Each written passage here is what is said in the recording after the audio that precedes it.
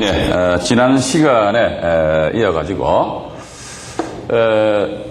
경매 정보지를 보니까 건저당권이 있고 이 옆에 지상권이 있더라. 또 하나는 보니까 건저당권이 있고 다음에 A라는 사람이 임차인인데 전입신고했다 이렇게 나옵니다. 근데 이 사건에 있어서 말소기준 권리는 어떤 거지? 요것도 보니까 요거다 이거죠. 그런데 위의 사안 같은 경우는 경매 투자 대상에서 일단은 제외를 시키자. 왜냐면은 이 지상권이라는 권리는 불소멸됩니다. 그러니까 불소멸된다는 것은 부동산 등기부등본에 의해서 이게 안 없어져요. 그러면은 이 지상권으로 인해서 이 부동산을 낙찰받은 데 있어서 그 낙찰자는 때로는 봐서 자기 재산권을, 소유권이란 말이죠, 완벽하게 행사를 할 수가 없어. 지상권 요거 때문에. 그런데 밑에 저당권 이 말소 기준 권리보다도 먼저 A라는 사람이 전입신고했다더라 이랬을 경우는 이것도 분명히 보니까 이거는 뭐다 이것도 불소멸입니다.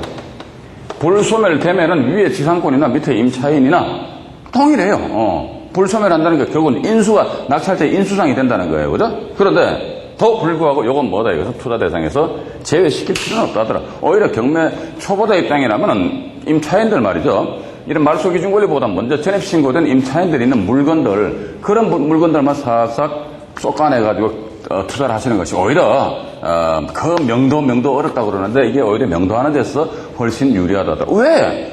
이건 불소멸인데 하지 말라고 하는데 왜 이건 불소멸인데 하라고 그랬나 이거지. 자, 임차인은 말이죠. 때로는 이게 임차인이라는 게, 임차인은 뭡니까?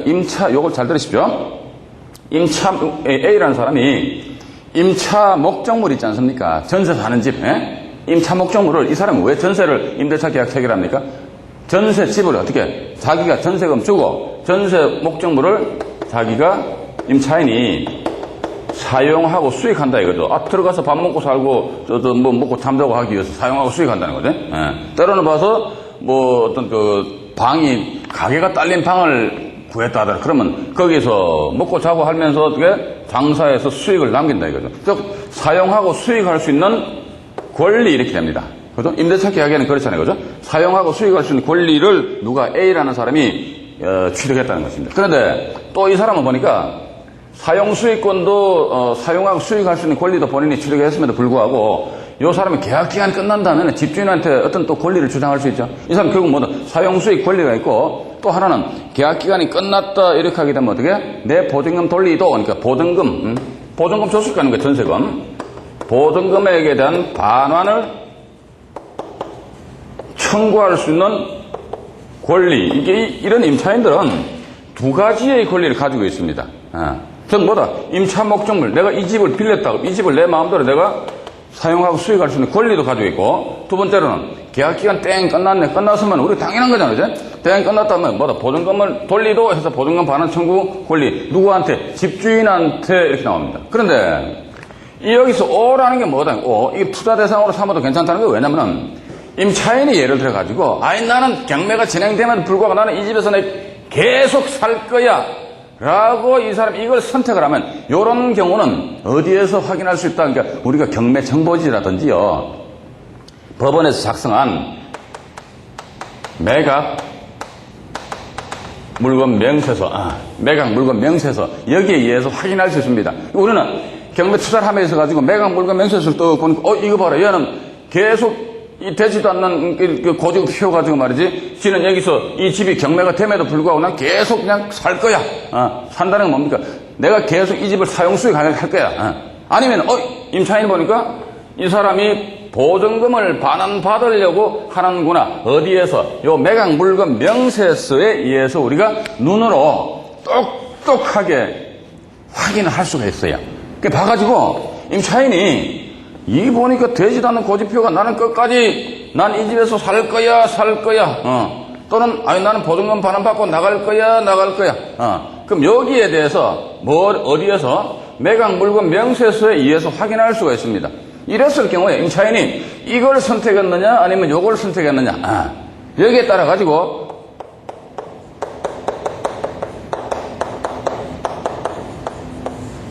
배당표 작성하는 거거든요.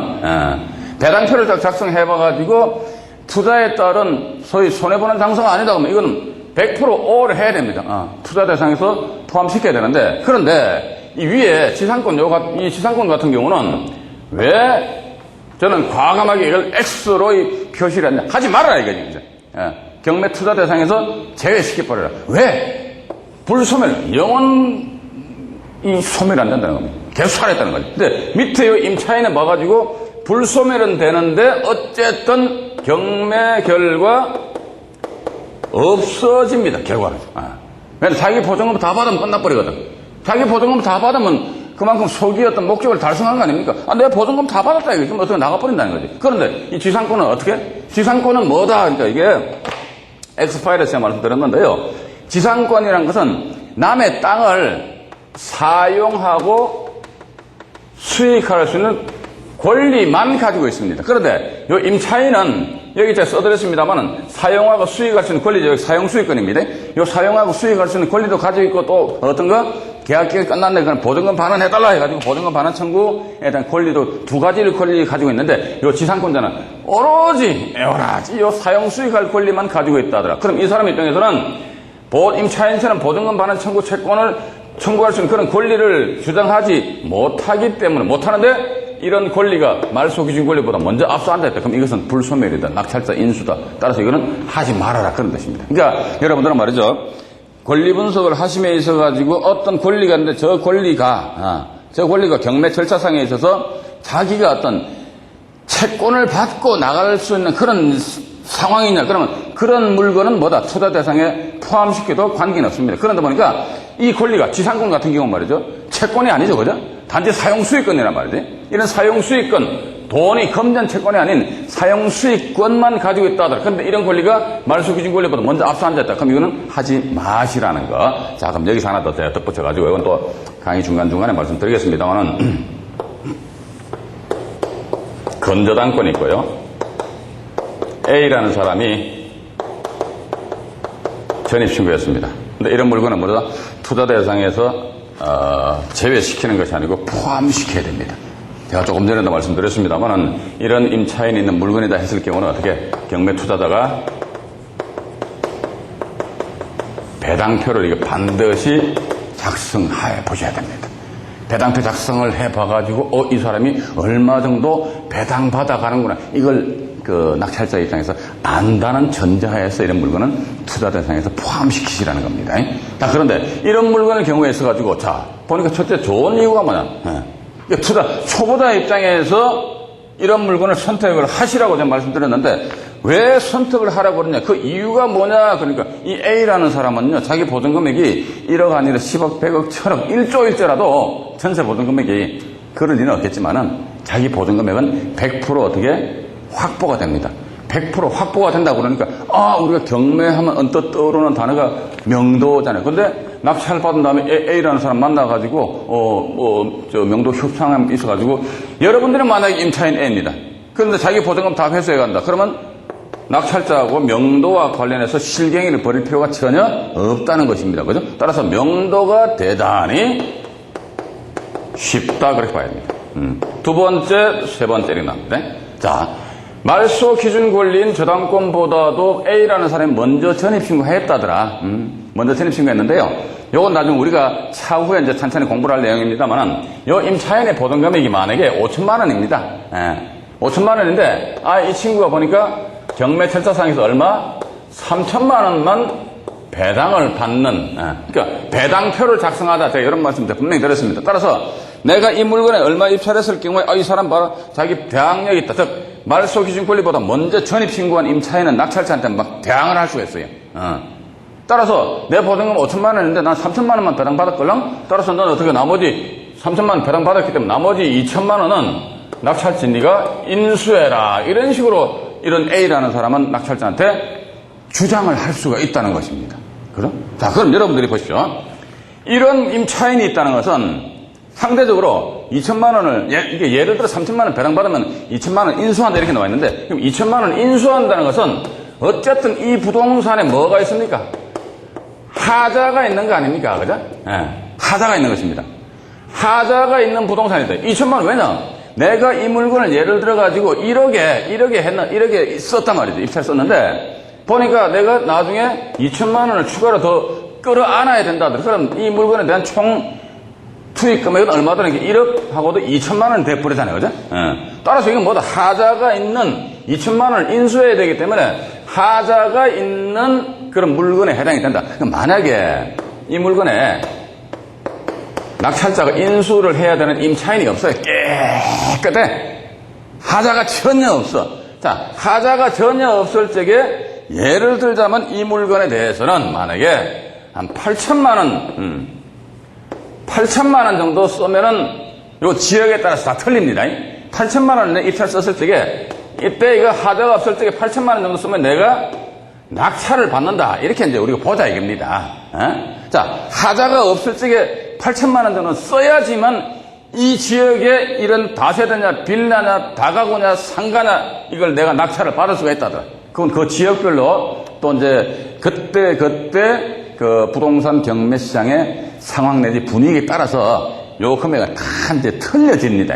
획일적으로 아파트는 1억짜리네, 요 8천만 원에 낙찰된다. 그건 절대로 아니올 것이다. 1억짜리인데도 뭐 1억 2천, 1억 3천에 낙찰될 수도 있거든요. 그러니까 그때 다 틀리다 이거. 따라서 하자가 없을 적에 8천만 원 써야지만 내가 낙찰받는다. 그런데 이거 봐라.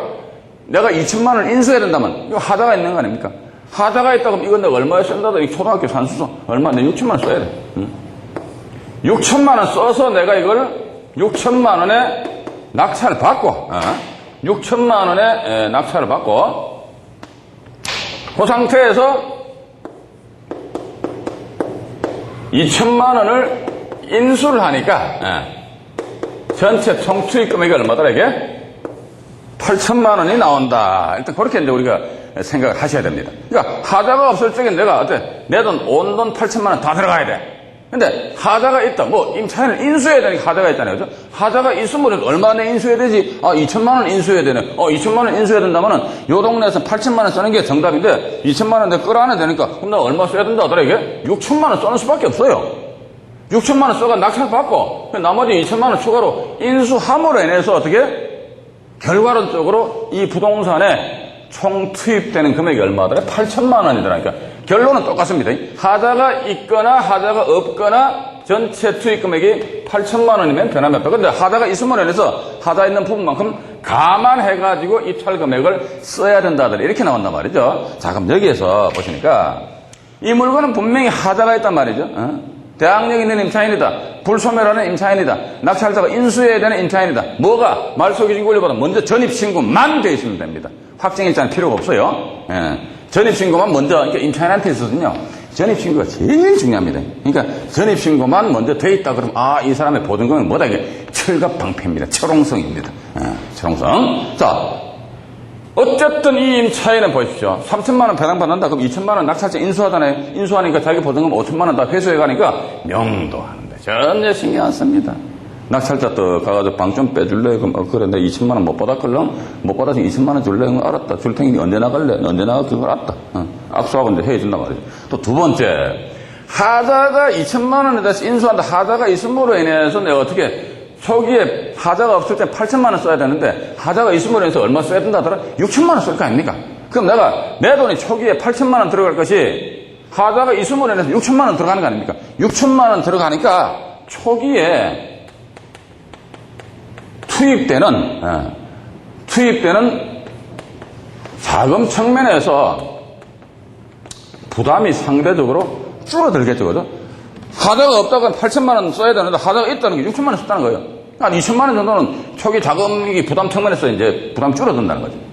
또 세 번째는 어떤 좋은 게 있느냐, 그러니까 하자가 없을 땐 8천만 원 쓴다고 우리 경매 사건에 있어서는요, 본인이 쓴 금액이 뭐다 이게? 세금 내야 돼요, 세금.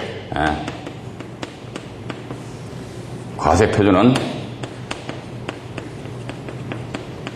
낙찰 금액, 낙찰 가격이 요것이 과세 표준이 됩니다.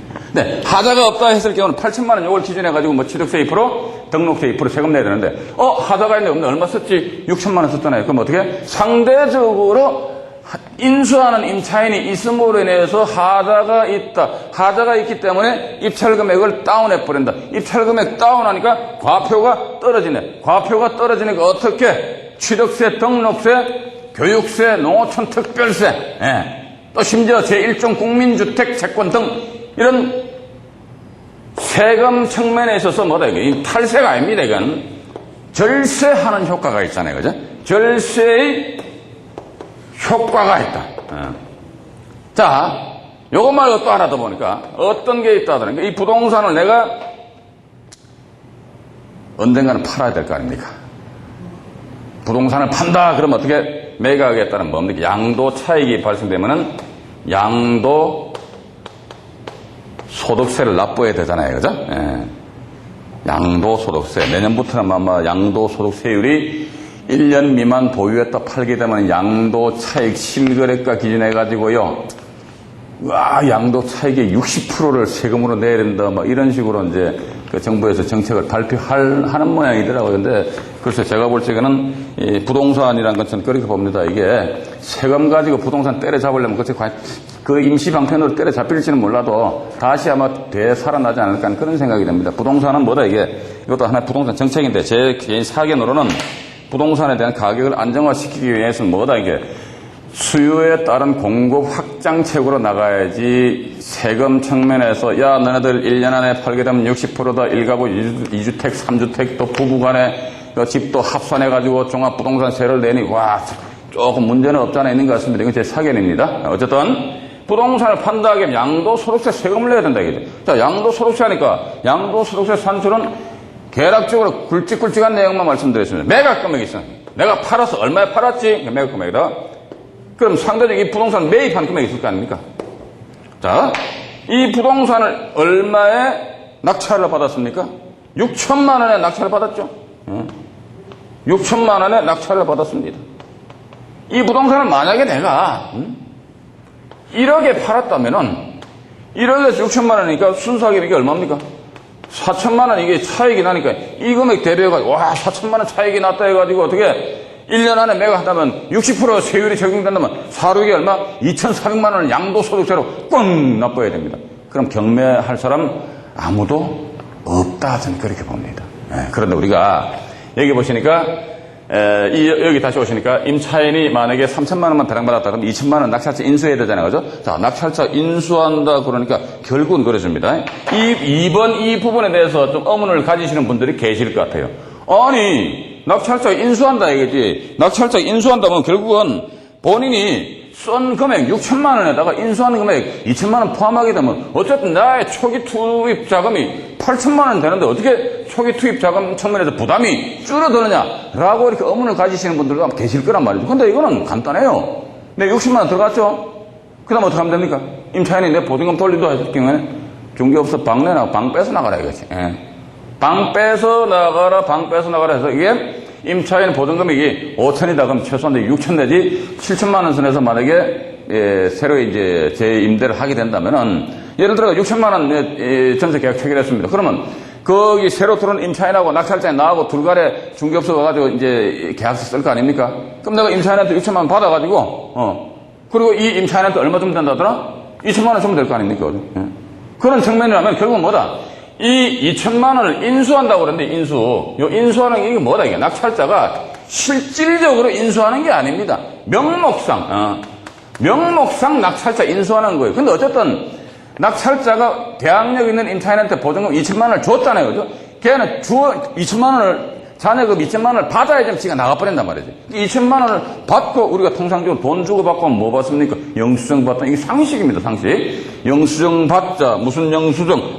임차인, 대항력 있는 임차인이 2천만 원을 낙찰자인 나로부터 받아갔기 때문에 영수증을 왜 받냐? 그러니까 이 부동산 나중에 팔아먹을 적에 양도소득세 조금 작게 내려고. 그럼 어떻게? 요 2천만 원이라는 것은 이건 낙찰자가 인수한 부담한 금액이잖아요. 이게 어디에 포함이 된다더라. 그러니까 부동산을 매입하는 데 따른 재비용에 이게 플러스 산입됩니다. 이거 대법원 판례입니다, 이게. 산입되니까 결국은 낙찰금액 6천에다가 2천만 원 인수했는데 그것도 지 돈을 인수한 게 아니잖아. 전세 나가 다른 사람 주머니에서 돈 빼가지고 이제 임차인 줘버렸단 말이지. 근데 영수증 인수하자 영수증 받자 뒤에 첨가하자면 또 뭐다 그 대항력 있는 임차인이 뒤에다 인감증명까지 첨부하자 이거지. 왜? 이건 내가 나중에 부동산을 매각할 적에는 여기에 따른 이 정빙 자료는 누가 내야 된다 하더라 낙찰자는 내가 세무관서에다 이거 그 서류를 제출해야 돼요. 그러다 보니까 영수증 뭐 어떻게 막도장 찍으면 또 세무관서에서 야 너 이거 가짜이지 않느냐 또 시비에 휘말릴 수도 있으니까 아예 영수증 해놓고 영수증상에 임차인 홍길동 해놓고 뭐 저 대항력 있는 임차인으로서 보증금 5천만 원 중에서 3천만 원만 배당받았고 나머지 2천만 원은 낙찰자 김계동으로부터 영수함 해놓고 위 영수인 홍길동 인감도장 하나 찍자 이거. 그리고 뒤에다 뭐 인감증명 홍길동이 저 대항력 있는 임차인의 이거 인감증명 하나 첨부해가지고 요걸 어디다가 등기 권리증이잖아요, 그제? 여러분들 이거는 낙찰받고 나서 대금을 완납하게 되면요 법원에다가 소유권 이전 촉탁 등기 신청을 하거든요. 그럼 소유권 이전 촉탁 등기 신청에 의하면 또 법원으로부터 소위 집문서 등기 권리증이 나옵니다. 그 등기 권리증에다가 밑 뒤에다가 호지교서를 탁 철해놔 버리십시오. 그래가지고 나중에 팔 적에 어떻게, 이거 2천만 원 인수했다. 우와, 그러면 얼마 되지? 그러니까 총이 얼마? 8천만 원이니까 이게 양도 차익이 4천만 원이 아닌 2천만 원이 된다. 이런 측면에서 바라봤을 적에 전 그렇게 봅니다. 예. 앞으로 제가 여러분들한테 소개시켜드릴 자료가 보면 말이죠. 이게, 소위 대항력 있는 임차인, 즉, 말소기준 권리 근저당권보다 먼저 전입신고한 임차인들이 있는 그런 물건들이 있어요. 있는데, 그런 물건들이 상당히 좋다. 굳이 가가지고 막 머리 터지게 싸움하고 찌르고 볶아하는 것보다는 가만히 봐가지고 누이 좋고 매부 좋고 뭐 또 마당 썰고 뭡니까? 동전 듣고 그죠? 그런 식으로 해서 그런 물건들이 가뭄에 콩 나듯이 가만가득 나오는 게 아니고요. 제법 많이 나와요. 많이 나오기 때문에 대항력 있는 임차인이 됐을 때 왜 줬느냐니까 지금 제가 칠판에 적어드렸던 거 이러한 사유 때문에 좋다더라. 여러분들 그렇게 생각하시고 동영상 이거 유료로 동영상 보시는 분들은 말이죠. 이건 여러분들만 알아놓으십시오. 그러나 주변에 경매하시는 분들 해가지고 야 인수하는 임차인이 있으면 나쁘대. 그럼 여러분들 어떻게 하시겠습니까? 그분 앞에서 고개를 끄덕끄덕 그거 나빠. 하지마. 그러고 나서 그 물건 누가 하면 된다? 여러분들이 직접 투자하시란 말이죠. 그죠? 그러니까 유료로 돈 내고 배우셨는데 굳이 이걸 다른 사람들한테 전파를 할 필요는 없지 않느냐 그런 생각 가지면서 경매 처음 입문하신다 그러면은 일부러 이런 물건만 싹싹싹 골라가지고 한번 실제 여러분들이 투자 활동을 하시다 보면은 몇 번만 이렇게 경매 시장에 왔다 갔다 하시다 보면은 경매 아무것도 아닙니다. 그렇게 이해하시고 다음 시간에 이제 본 강의입니다. 이제 1번 대항 요건 이하 확정일자를 말씀드리도록 하겠습니다. 감사합니다.